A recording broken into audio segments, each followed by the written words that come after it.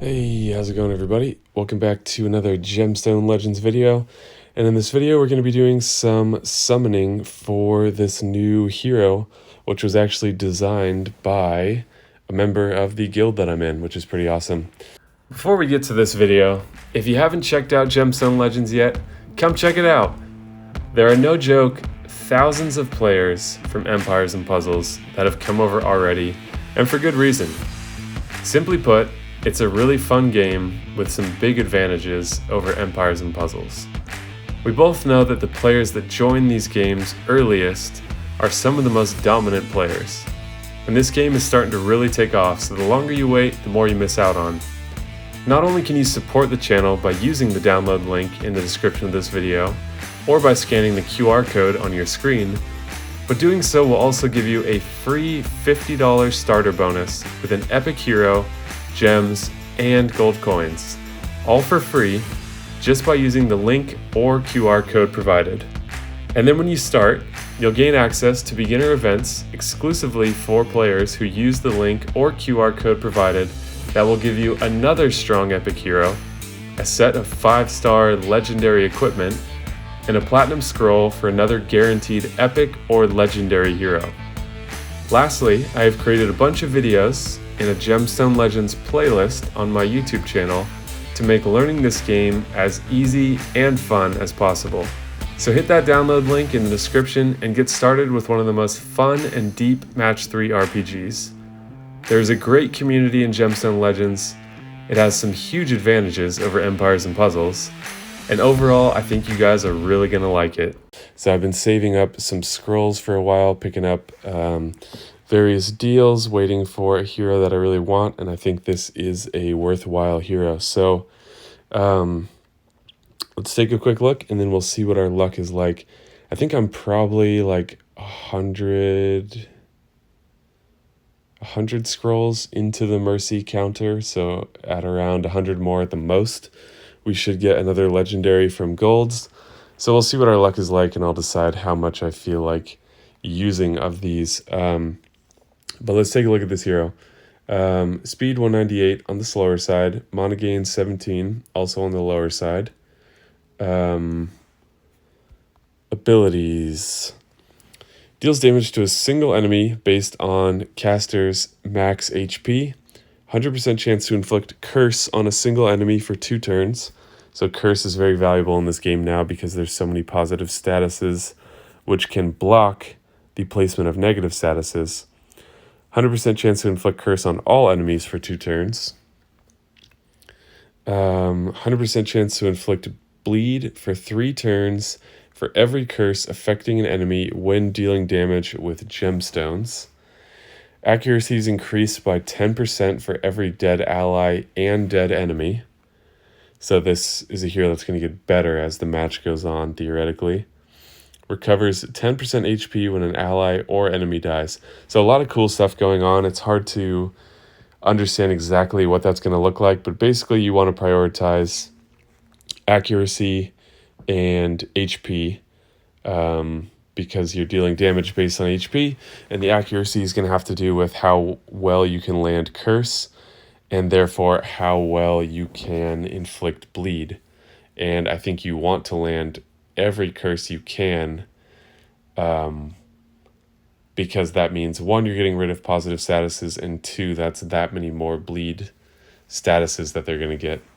So yeah, it could be a cool way to counteract certain taunt teams, because you can land the curse to remove the statuses that are creating taunt or other defensive statuses, and then you can target that hero with gemstones because you have to. And if you've landed curse on them a few times, say you have 3 curses on them, 1, taunt is probably gone at that point, but 2, now you have bleed 3 times for 3 turns, which I think bleed is 5% HP per turn. So over those 3 turns, you're taking 50% HP in addition to all the other damage that you're dealing. So pretty cool hero. Have about 70 spots in my roster right now, and we'll see what happens after those. These 4 stars seem okay. None of them I'm really crazy about. There's a couple revivers, so maybe I'm underestimating how good that is. The main legendary reviver that we have is Leopold, and he loses HP to revive, and none of these do that. I think there's 2 or 3 revivers in here from what I saw. So yeah, they seem like they could be good in the right teams, and with wars starting now, it's really good to have some good 4-star heroes that you can use for those 4-star hero defense spots.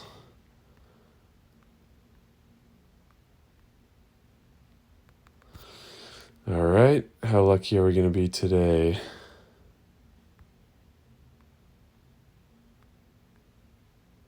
There's a couple other heroes that they're going to be buffing soon. I need to do a video on the updates. There's been a lot to go through there, so I've been slow to formulate my thoughts around it, but they made some pretty big changes to the game.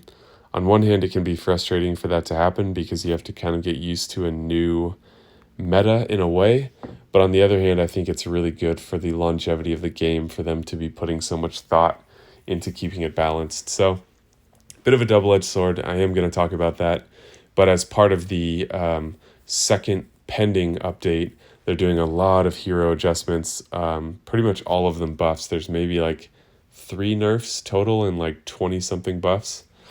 And they're buffing some of the legendary heroes too, so that made me a little bit more excited about, I think his name is Grimbor, a blue sniper that ignores defense. They upped his damage even more and did some other cool stuff.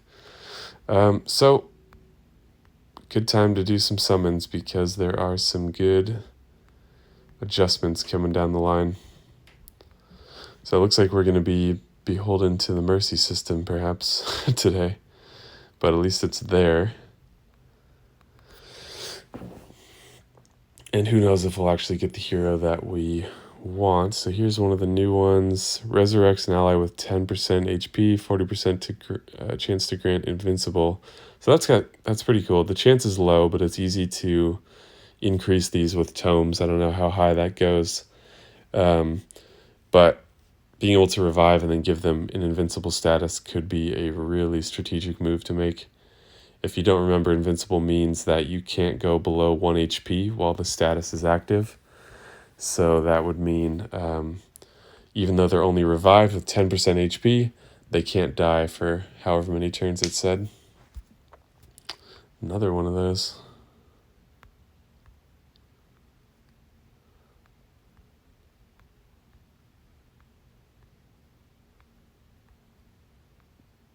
All right, that's like 60 so far. So we've got to be getting close. Hopefully I don't pull another Freya. Oh, she's one I forgot to see if she was getting a buff. She really needs a buff, and would be cool to see her revitalized a little bit because she's pretty underwhelming right now. Thought that would be it.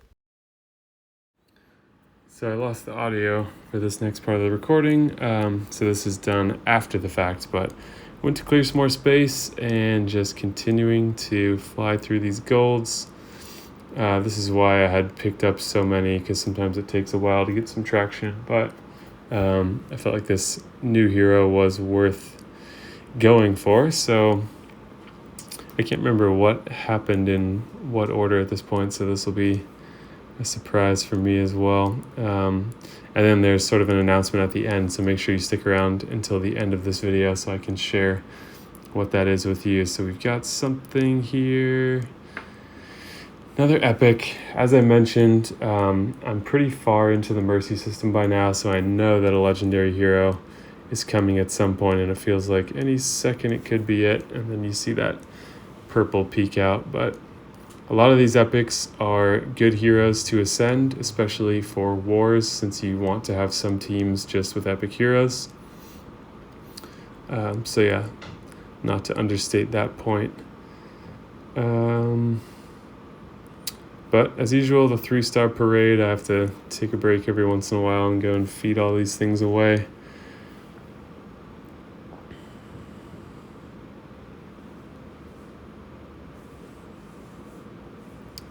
And another epic. For some reason, I enjoy pulling the golds more. I guess it feels like a numbers game. Whereas the platinums you have such high hopes for because you know, okay, this is a better chance, but you have way fewer platinums. And I feel like those are often more disappointing, whereas the golds are pretty cheap to pick up and you can just fly through a bunch of them. So I know, like I said before, legendary is coming. Oh, gotta go feed some more away again. So at this point I figured, all right, I'm all in at this point. I know I'm gonna get a legendary. Hopefully I get the one that is featured, but it would be silly to have gotten this close to the mercy system for a hero that I do want and not actually hit that point. So there it is, and bam, we got him. Pretty awesome. As I mentioned before, this was a hero that was actually designed during the competition by someone in the guild that I'm in, so it feels extra fun to get this hero. You can see I was pretty excited. Yeah, definitely going to ascend this hero next, especially because there's a guild event for ascensions, and there is also the Wise Man quest going at the same time. But pretty cool hero. I don't really have any heroes that have curse on them, so I think this can be a fun one to build around. The equipment is going to be a little bit tricky because you want to give accuracy and whatnot. So I went into the lexicon to grab my shards and noticed a little something here.